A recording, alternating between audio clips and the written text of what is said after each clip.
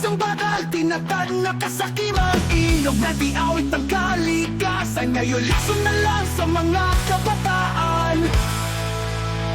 Ang lupa ng ninuno, medyo pinenta. Sa mga dayuhang may gintong palad. Habang ang katutubo-boy umiiyak sa gabi. Pinagkaitan ng lupa't ng sariling lahi. O bayan kong ginto, bakit ka binabatay? Ang yaman mong panayay, ginagahasan ng mayayaman.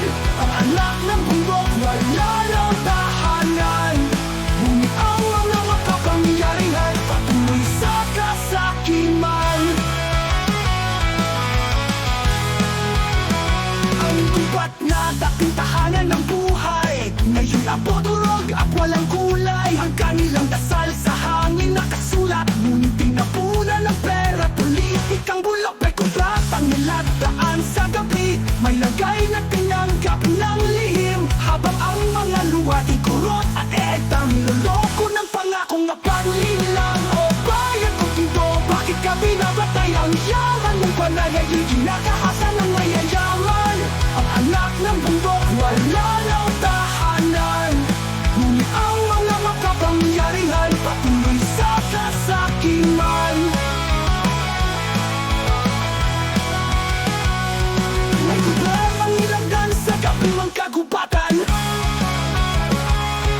Pahinga naman kami bakod na. Ngunit bawat puno'y may presyo sa merkado. At bawat luhay may katumbas na boto.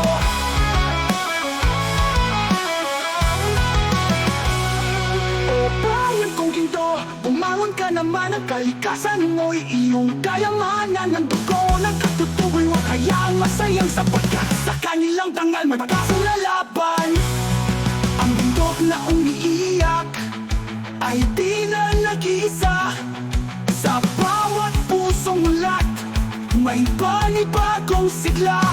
At sa huling awit ng mga ninuno,